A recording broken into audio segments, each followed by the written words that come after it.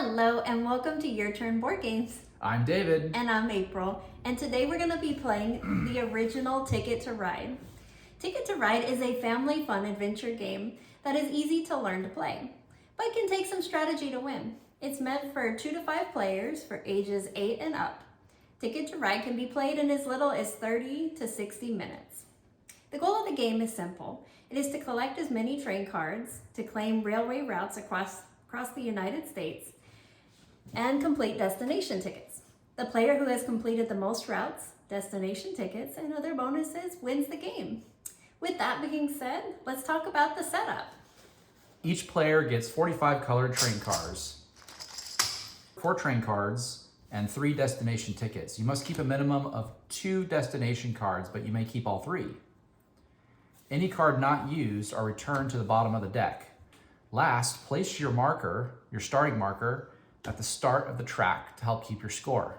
The board shows a map, usually of North America in the base game, with cities connected by colored routes. 5 train cards are turned face up over here next to it, to this deck here. Okay, so let's talk about some of the things that you can do on your turn. There are 3 main things that you can do. You can either draw a train card, claim a route, draw a destination card. Okay, so we're going to talk about each one in depth, so bear with us. So draw train cards. During your turn, as you draw train cards from the 5 facing up, you will choose from black, red, green, white, orange, pink, yellow, blue, and sometimes wild. You may draw 2 cards of any color from the pile. If you take a card, you must immediately replace the card with a card from the top. Let me show you how easy it is. So if I'm looking at my card, I'm going to take this blue one. I immediately replace the card with the next card on the top. You will notice that there is a wild. I cannot take the wild on my second turn. I can only take it on my first turn. At that point, I must take a different card color and do the same thing as replace it. The only time I can take a locomotive is on my first turn, or sometimes I can take it from the wild on the top. So at any time, if you see 3 locomotives, so I'm going to replace these cards and show you 3 locomotives. If at any time you see 3 locomotives, this is an invalid play, meaning all 3 cards must be taken out of play and 5 new cards must appear. At no time are 3 locomotives allowed to be in the shot at one time. The cards are then put off to the side and will be shuffled back in later. If no cards remain in the draw pile, you have to shuffle all the cards, shuffle them well because you don't want the same color to appear multiple times, and start your deck back over. So let's talk a little bit about locomotives. Locomotives are wilds and can be used to help claim routes. They can only be drawn from the face-up pile, so there's some here, or you can draw from the draw pile. If a locomotive comes up after you've chosen it, meaning how I showed you earlier, you cannot pick it up. You can only pick it up on your first turn. Now, your second action that you could do is claim a route. You can claim a route by spending matching train cards when you claim a route. You ideally want to choose one that helps you complete your destination ticket. As you look at your tickets and the cities shown, you must fill in the route connecting 2 cities. Okay, let me give you an example. On one of mine, I have the Duluth to El Paso. So Duluth is right here and El Paso is here. So I want to try to find the route that I believe will make it the easiest for me to complete. Looking at my train cards, I notice that I have 2 green cards. I can use 2 of my trains to put on the routes. Notice how these are gray. The gray ones mean that I can place any color in those particular train routes. I'm going to take my cards that I use and put them in the discard pile.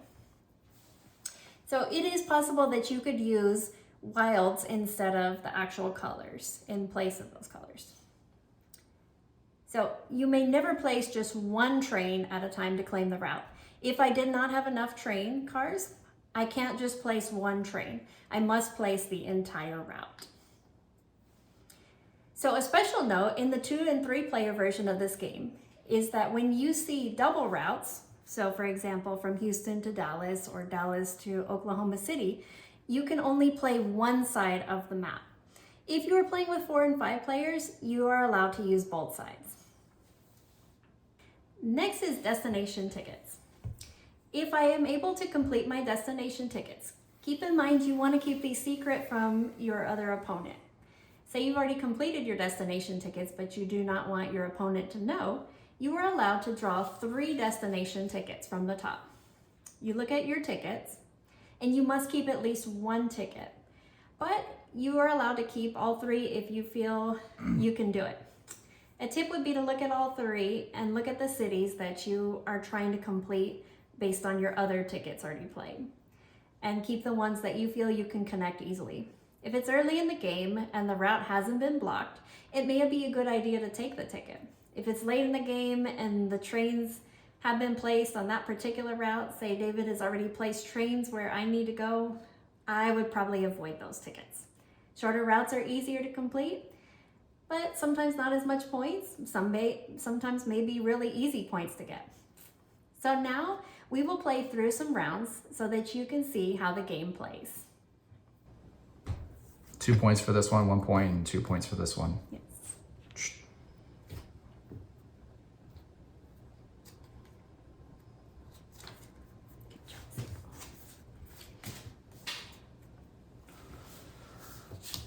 Here, I'm gonna take trains as well. I'll take 2 red. Okay, I'm gonna play 6. Okay. 6 gives you 15.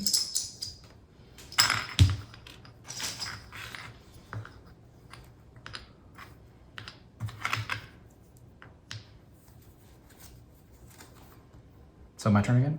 All right. I'm gonna burn 2.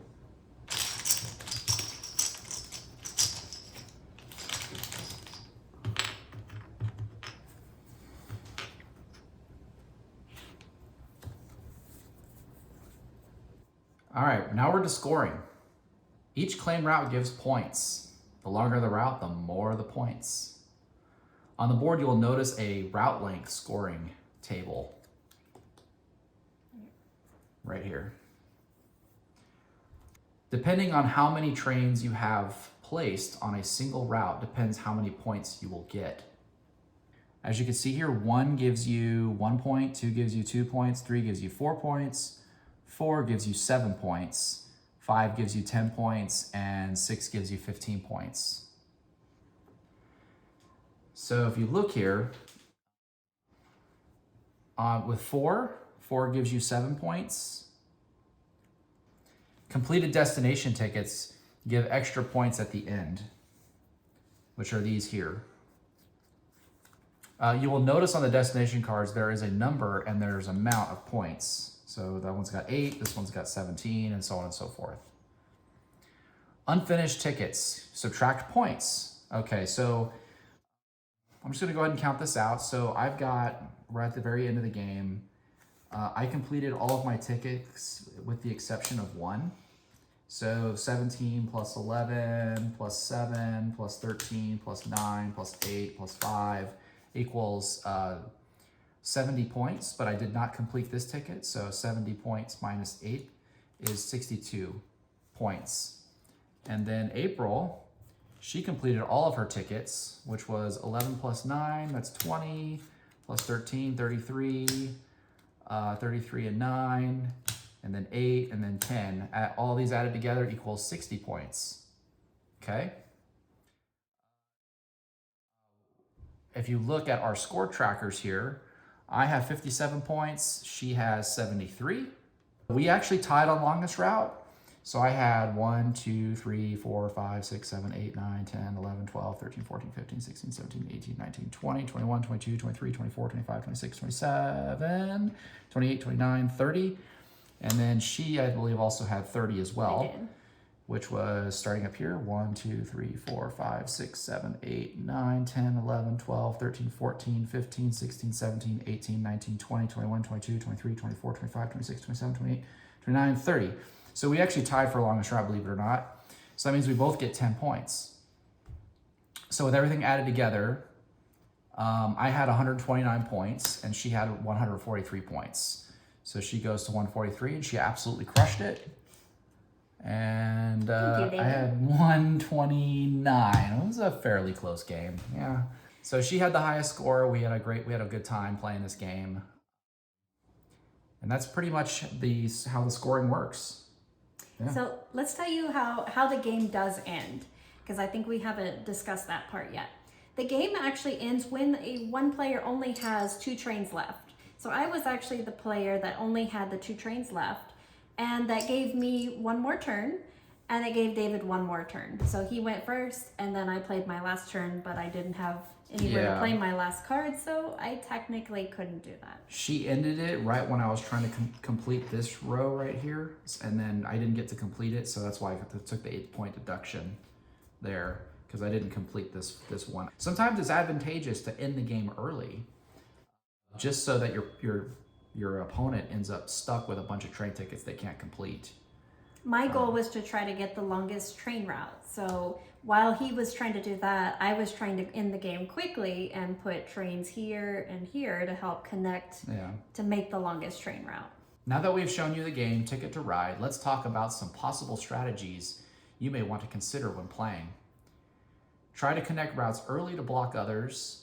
When you need to connect cities and there is only one route, it may be advantageous to get the route connected early on before your opponent does. So like right here, for instance, I connected all of these early on and it blocked her from being able to get to where she needed to go and she got frustrated. Keep your cards hidden. If you show your cards to your opponent, obviously they're gonna see your cards and they're gonna know what you're trying to do. They can block you.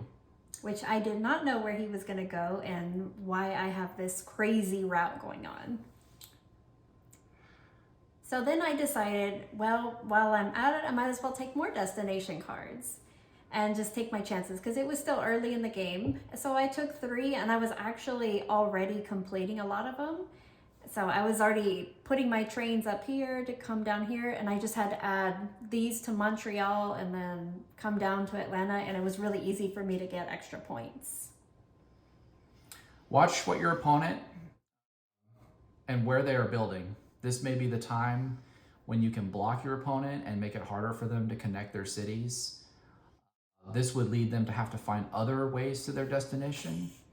More long routes to their destination. So that's kind of what's, you gotta kind of be aware what your opponent's kind of do, or you can kind of guess. If you play the game enough, we kind of know the tickets. We can kind of guess where they're going. So thank you for riding the rails with us. If you enjoyed any part of our Ticket to Ride game, please give us a subscribe, hit the thumbs up button, select all the notifications so you know every time that we post a new video. There's more games out there. Let's go play them. Now that you've finished watching this video, be sure to check out our other videos. Please also like the video, hit that notification bell so you don't miss any of the gaming fun. There's more games out there. Let's go play them.